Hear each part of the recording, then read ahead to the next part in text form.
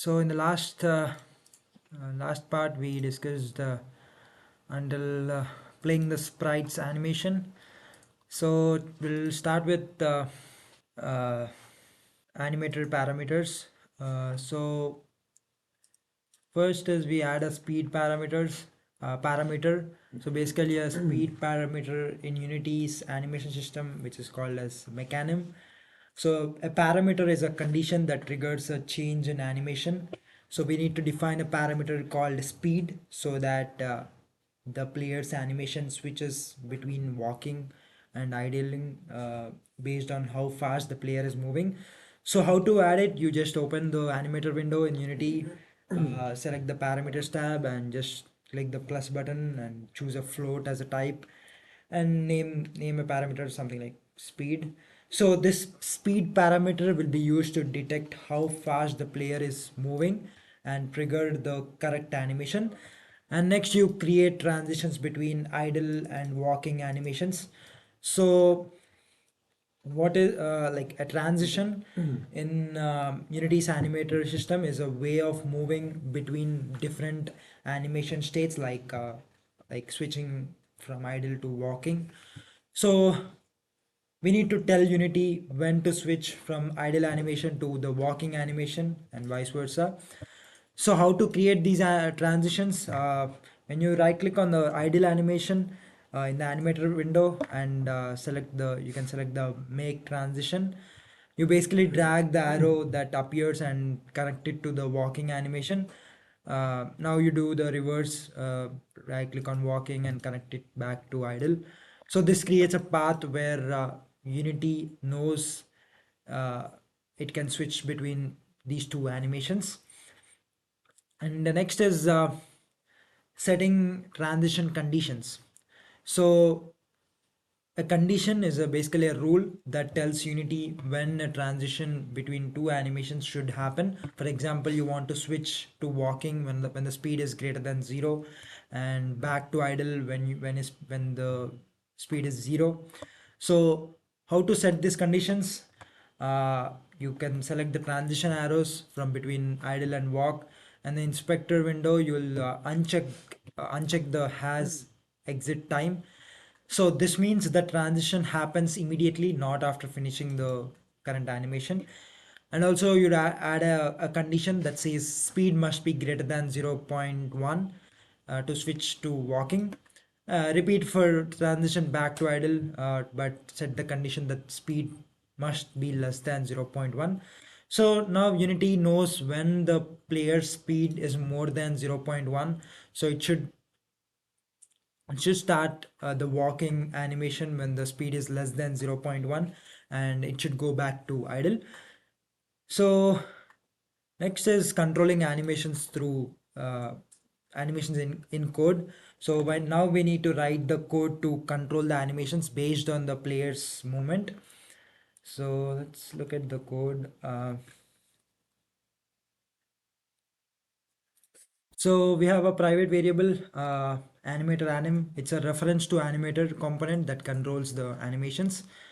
And the start method is the start method, basically start method runs once at the beginning. So we have a body get component, uh, rigid body 2D, which is basically this line of code gets the rigid body 2D component which handles the physics for movement. And we have anim get component. It gets the animator component which handles the animation. As you know, update method runs every frame. So here we have a float delta x. This line of code gets how much the player is moving left or right, and we have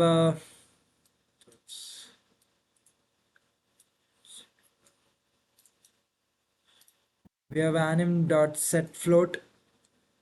Uh, Basically this updates the speed parameter in the animator with the player's speed. And we have a if condition, basically flip the player to face the direction of the movement.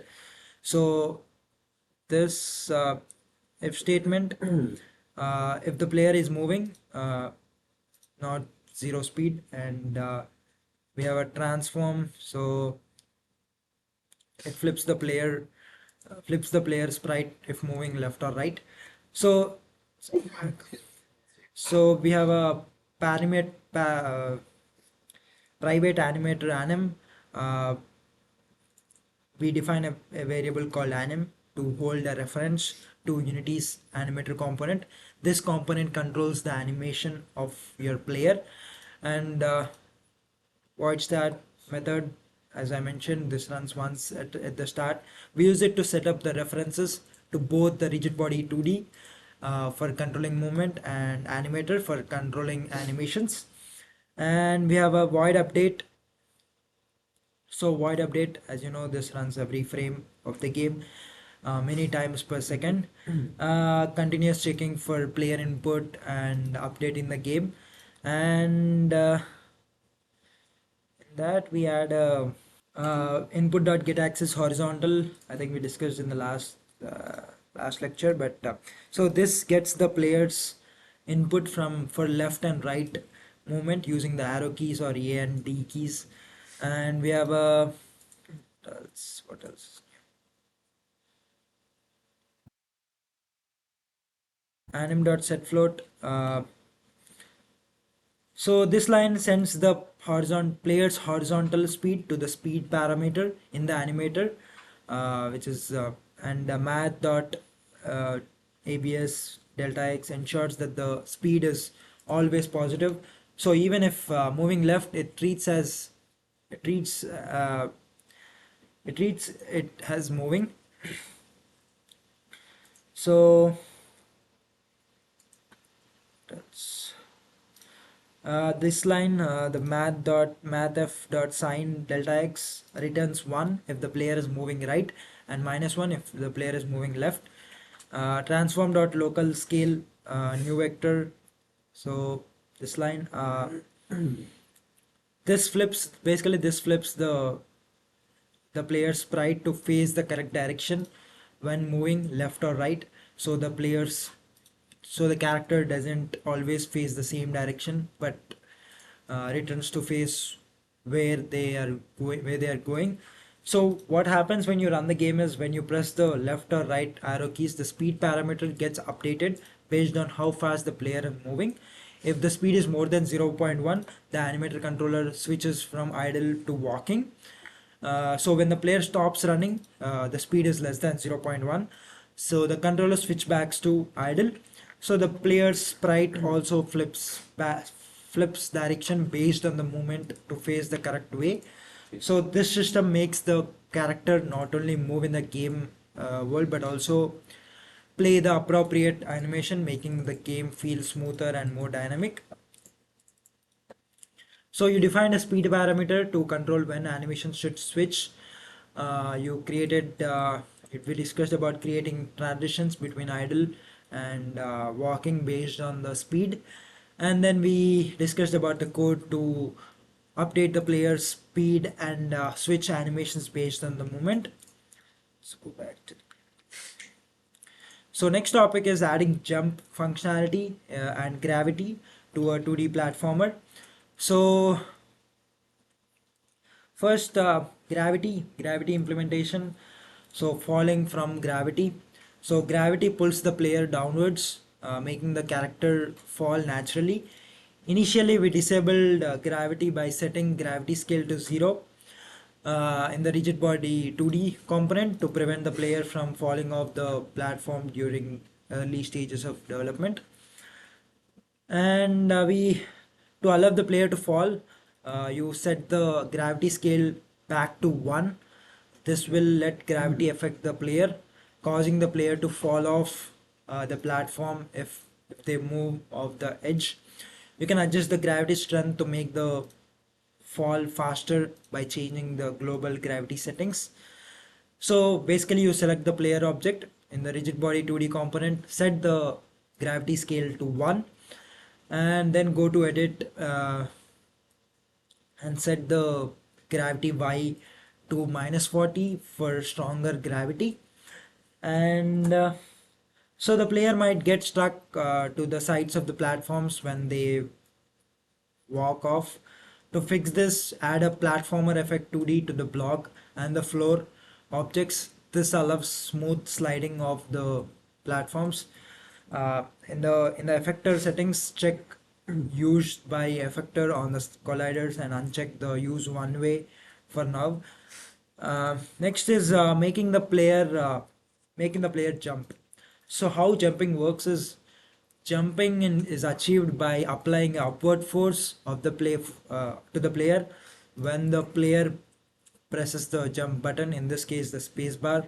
So we will use add force, a unity function that applies a force to the player's rigid body, and will apply a impulse force, which is sudden jolt to one direction. So first we open the platform player script. Then we define a new variable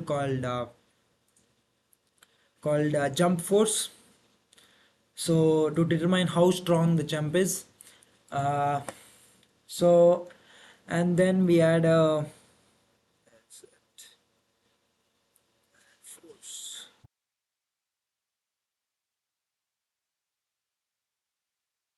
So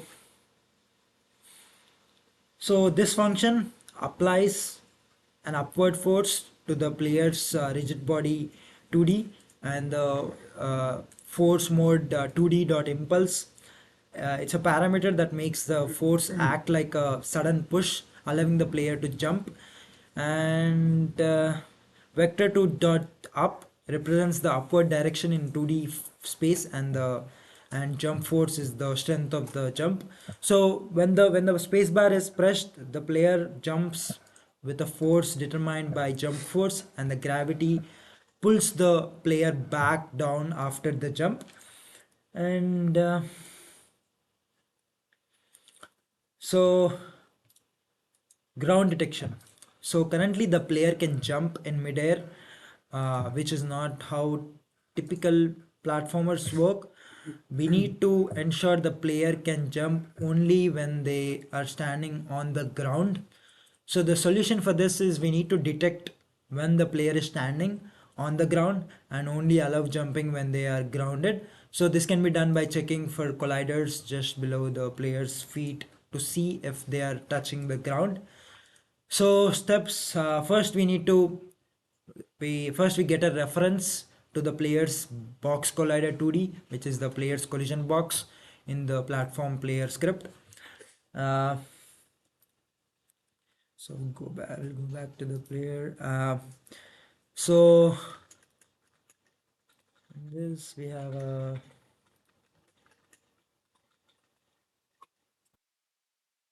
player platform.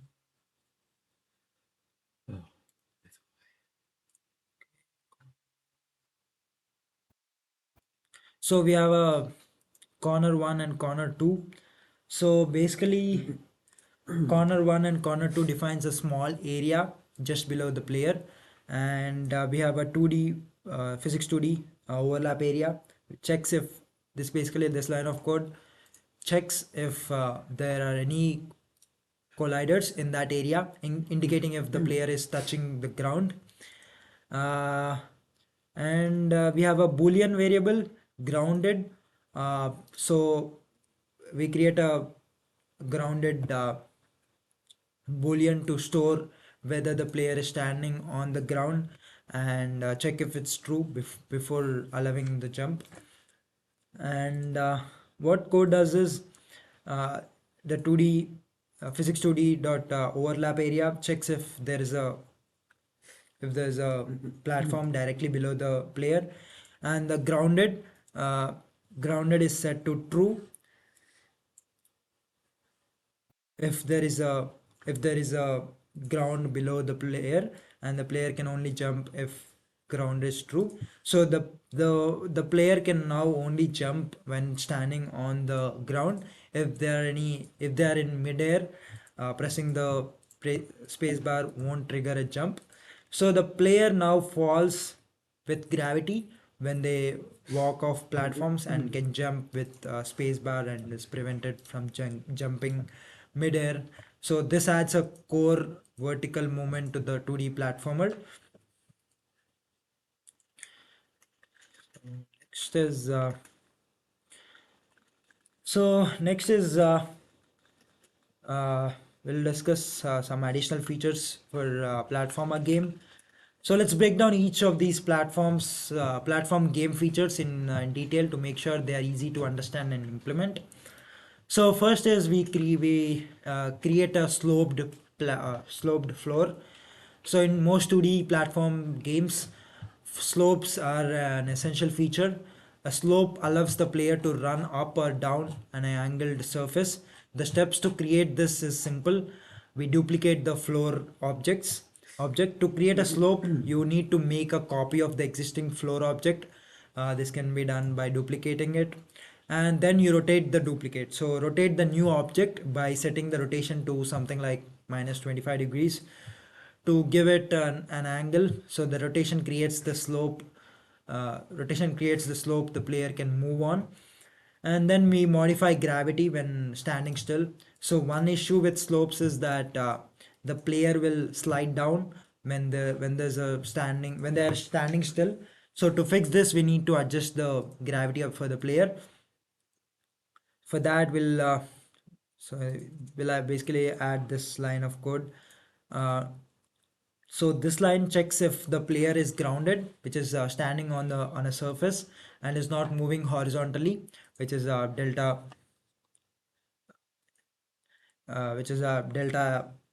x is equal to 0. uh, if the player is grounded and idle, the gravity is set to 0, meaning the player won't slide. If the player is moving or in air, gravity is set back to normal 1. Um so next, one-way platforms. So one-way platformers are common in platformers. These allow the player to jump through the platform from below, but land on it before from above. So again, first we duplicate the floor object again to resize it to something more appropriate for a platform, and enable one-way behavior. So to make it one-way platform, we use a Unity's built-in platform effect 2D component, which allows the platforms to be uh, passable below. And then we in the platform editor effector 2D component check the box for use one way. So this enables the functionality. And then we handle the visual overlap. So if you notice the platform visually appearing on top of the player when jumping, you can fix this by adjusting the order in layer for the player's sprite renderer. You set the order in layer for the player to 1, so the player is rendered on top of the platform when jumping through it. Tile maps. So tile maps for level design. Using tile maps allows us to create large levels efficiently by using a small reusable piece of artwork, which is tiles. So Unity includes a built-in tile map editor. You can install it through package manager by searching for 2D tile map editor. So why tile maps? Tile maps are used to create environment without loading a huge single image. They allow us to place a small images, which are tiles, in a grid to build larger environments. Each tile is a small part of the level, like a ground uh, block of ground or a part of a wall, and by arranging them together we create the entire level. So if you want to create a more complex tile maps, you can use external tools like super tile 2D to Unity. This tool imports tile maps created in a program called tiled, which is free and widely used for creating 2D tile based levels. So in this topic we discussed about slopes. Slopes is basically we create angled surfaces by rotating a floor object and prevent the player from sliding down by adjusting gravity when the player is idle. And we discussed about one-way platforms. So we use Unity's platform effector 2D to allow the player to jump through platforms from below but land on them from above. And tile maps. So these are used to create large visually complex levels using small repeating images, which is tiles. You can use Unity's built-in tile map system or external tools like tiled for more flexibility. So these steps will add significant functionality to your platformer, making the environment more interactive and varied. So it's about the additional features. Oh yeah, that makes sense. And next is moving platformers. So in 2D platformers. So let's so in this section we want to create a moving platform that goes back and forth before two positions between two positions, and make sure that the player moves along with the platform when standing on it. So moving platform script. So a moving platform moves between two positions, which is the starting position where the platform begins and the finish position where it moves to. So to achieve this, you will create a script that calculates the platform position based on time, and the platform will change direction once it reaches either end of its movement. So let's go back to the script. So uh, we have a finish position, uh, start position, yeah. So finish position and start position, these are the start and finish points for the platform's movement. And we have a speed is determines how fast the platform moves. And we have a track percent. So track percent, this tracks how far along the platform is between the start and finish position, ranging from 0 to 1. 0 means it's at the start and 1 means it's at the finish. And we have direction, the platform moves forward, which is when the direction is equal to 1 until it reaches the end, then reverses to move back, it's when the direction is -1. So, and once the platform is moving, we want to ensure that the player moves with it when standing on it this is done by making the player child of the moving platform while they are standing on it. So in the player script, we add a we add code to check if the player is standing on the moving platform. If the player is on the platform, we set the platform as a parent of the player. So when the player is not on the platform, for example when they jump off, the parent relationship is removed. So for that uh, uh,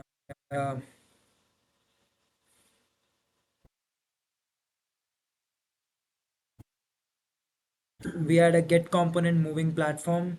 So this checks if whether the surface the player is standing is a moving platform by looking for moving platform script on the object below.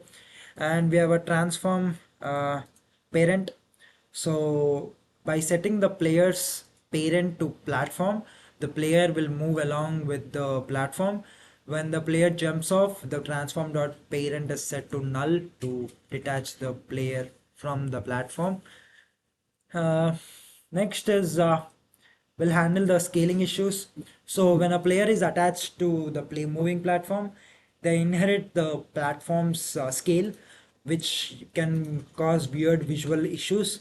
So if the platform is scaled differently, to fix this, we need to adjust the player's scale in relation to platform scale. So uh, to, yeah, so we add this. So p scale, this stores the platform scale, so we can use it to counter the effect of scaling on the player, and counter scaling.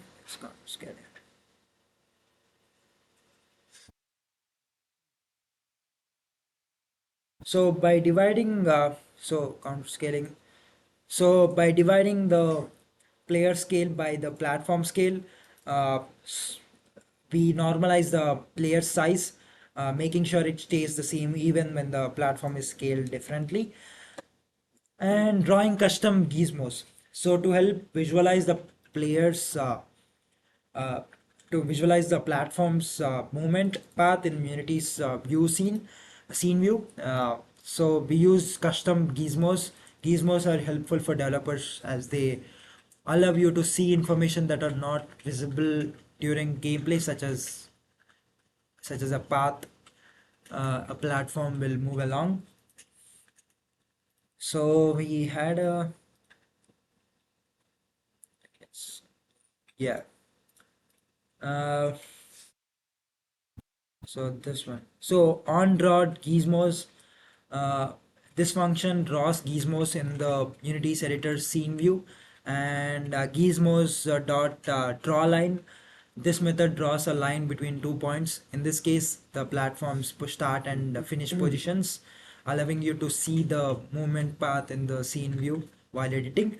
So in this section, we discussed about creating a moving platform that bounces between two positions, and we discussed about how uh, the player move along with the platform by making the player a child of the platform when standing on it. And we also discussed about solving scaling issues by counter scaling the player relative to the platform. And we used gizmos to visually represents the platform movement path in a scene view, which is useful during development. So with this setup, we will have moving platforms fully implemented in your 2D platformer with the player movement moving smoothly along with them. So the last topic is camera control in 2D platformer. So we add a new script called follow cam. The follow cam script is designed to make the camera follow the player, ensuring the camera adjusts its position as the player moves. So this is important in 2D platformer games because it allows the player to always stay within view while navigating the game. So we create a follow cam script. First we need to create a script called follow cam and attach it to the main camera in your Unity scene. So let's go to that script follow cam. So in this code we have a public variable called target. So this is a reference to the player object. We are telling Unity that this script will follow the target object, which in this case is the player. You'll set this in the Unity editor by dragging the player object into the target field. And we have a late update. So late update function is a special function in Unity that runs every frame, just like update method, but it executes after everything else is in the scene has been updated. So this makes it perfect for camera controls because camera adjusts its position after the player has already moved. So in the late update function, we update the camera's position to follow the player's x and y coordinates, which is the horizontal and vertical movement, but we leave the z coordinate unchanged too, so the camera doesn't zoom in or out, which is the depth. So we have a transform dot position property of the camera is set to new vector 3, which defines the 3D position of the camera. In that we have a target dot position dot x. So this and dot target dot position dot y. Uh, these make the camera follow the player's movement in x and y. X is for left and right, and y is for up and down directions. So we have a transform dot position dot z. So this keeps the camera's Z position fixed so that it doesn't move closer to or further from the game. Since we are working in a 2D, we don't want the camera to shift in 2D space. Uh, and right now the camera will follow the player directly, but this can feel too rigid or sudden. We can make the player movement smoother by using Unity's smooth damp function. Uh, so how the smooth damp function works is, let's go back to the code. So we have a float variable called smooth time. So this controls how fast or slow the camera smoothly follows the player. A small value like 0.1 makes the camera catch up the player quickly, while a larger value like 0.5 makes the camera move slower and more gradually. And we have a vector 3 dot uh, vector 3 dot smooth damp. So this function smoothly transitions the camera from its current position to the player's position using the smooth time. So smooth time value to control the speed of the transition. So in this we have a uh, basically the current position. So the transform dot position is your current position. So the camera's current position, and target position is your this the position we want the camera to move to the player's position. And velocity, this is the variable that keeps track of the current speed of the movement. Unity automatically updates it over time to create smooth transitions. So with this code in place, the camera will follow the player smoothly, making the game feel much more polished, and the player will always stay in the center of the screen, and the camera movement will feel fluid, not jarring or abrupt. So this setup gives your platformer game a more professional look, ensuring the players can explore the world, the game world, while the camera keeps up with them naturally and smoothly. So that's the end of this topic.